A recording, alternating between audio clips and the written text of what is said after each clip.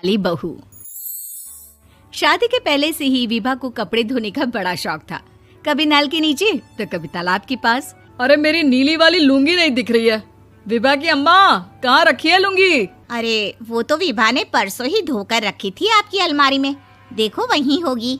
वो ना मैंने आज धो दी, मुझे लगा कि गंदी हो गई होगी। अरे कैसे गंदी हो गई थी? उसे तो मैंने पहना भी नहीं। हे भगवान, इस लड़की के कपड़े धोने की आदत से परेशान हो गया हूँ मैं। जितना तो घर में राशन नहीं आता, उससे कहीं ज्यादा डिटर्जेंट पाउडर का खर्चा है। इसकी शादी करवा दो, शादी जाए अपने घर में ही करे काम, फिर चाहे घर के कपड़े धोने हो या पूरे गांव के। हाँ ठीक बोल रही हो, देखता हूँ मैं कोई लड़का। वो दिन भी आ जाता है जब विभा को देखने लड़के वाले आ जाते हैं। लड़की मुझे अच्छी लगी। होने वाली सास कहती है, बेटी अगर कुछ पूछना है तो पूछ लो। वैसे तो हमारी लड़की बहुत ही शर्मीली है, जो बोल दो वो मान लेती है, इसे क्या पूछना होगा। अरे कैसी बात कर रही हो माँ, मुझे इन लोगों के घर रहना है, सवाल तो कई है।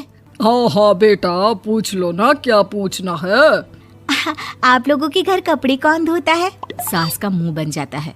देखो, अगर तुम ये कहना चाहती हो कि तुम्हें कपड़े धोने नहीं आते तो सुन लो, कपड़े मैं ही धोती हूँ, लेकिन तुम्हारे आ जाने के बाद मैं रुमाल तक नहीं धोऊंगी। अरे चुप रहना भाग्यवान, बहू बेचारी घर आई नहीं, उसे डराना शुरू कर दिया।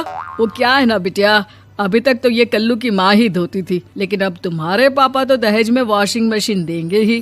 तभी विभा की माँ बोल पड़ती है, सवाल भी पूछा तो क्या। वैसे भाई साहब, मशीन की तो फिर भी कपड़े धोने की कैपेसिटी होती है। मतलब जो बिटिया दे रहे हैं ना विभा, इसे कपड़े धोने का बहुत शौक है। ये आप लोगों के क्या, आस पड़ोस गांव मोहल्ले सबके कपड़े धो दे और उफ तक ना करे।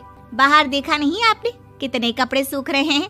सब हमारी बिटिया ने ही तो धोए हैं। बस भी करो ना माँ, शर्म आ रही इतनी तारीफ सुनकर। और तो और एक दाग निकाल कर दिखाओ तो मान जाऊं। हाँ अच्छा, माफ करना बेटा, मैंने गलत समझा।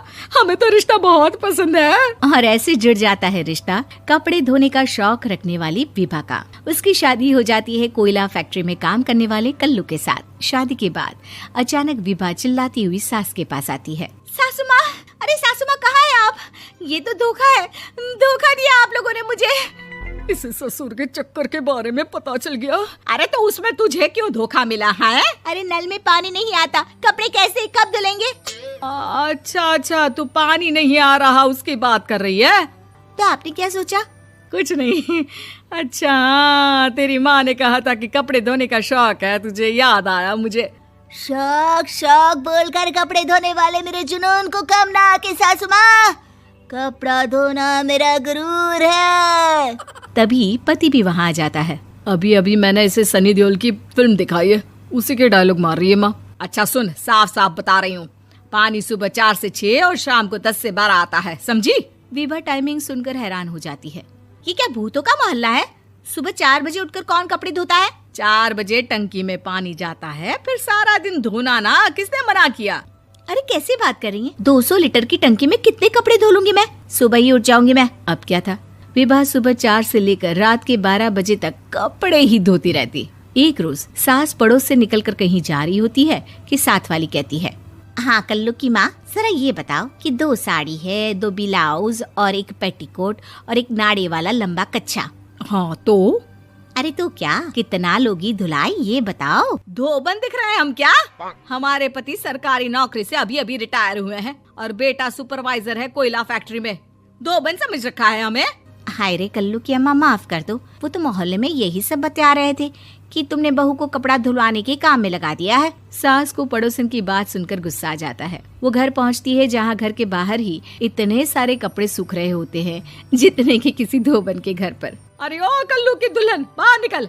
माँ जी यहीं आ जाओ, बाथरूम में चादर धो रहे हैं हम। अरे अभी हम धोते हैं, तुमको बाहर निकलो। ये आस पड़ोस वाले बोल रहे हैं कि हम बहू से कपड़े धुलवा कर उसे कपड़ा धोने वाली बना दिए हैं।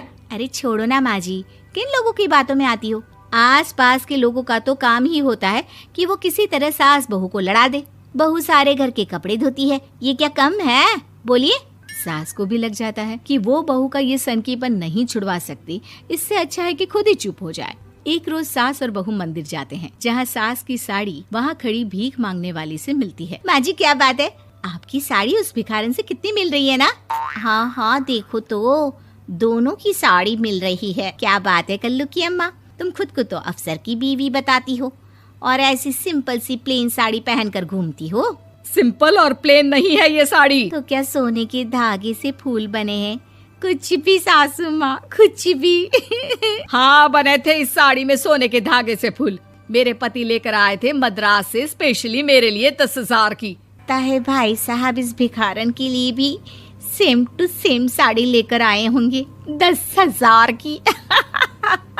सास उस वक्त तो कुछ नहीं कहती, लेकिन बहू के साथ घर आती है और अलमारी से एल्बम निकाल कर लाती है। ये साड़ी देख रही है, ये वही साड़ी है जिसे मैंने अभी पहना था। इस साड़ी में ये जो चमकदार फूल दिख रहे हैं ना, ये सोने के धागों से काढ़े गए हैं। लेकिन तू लोकल वॉशिंग मशीन ब्रश से घिस घिस कर सारे फूलों को निकाल कर साड़ी प्लेन कर दी। मुझे माफ कर दीजिए सासू माँ। और तो और, जब मैंने तुझे तेरी गलती के लिए कुछ नहीं कहा, लेकिन तूने तो सबके सामने मेरा मजाक ही बना दिया। क्यों? बहू को समझ में आ जाता है कि अब से उसका कपड़े धोना बंद।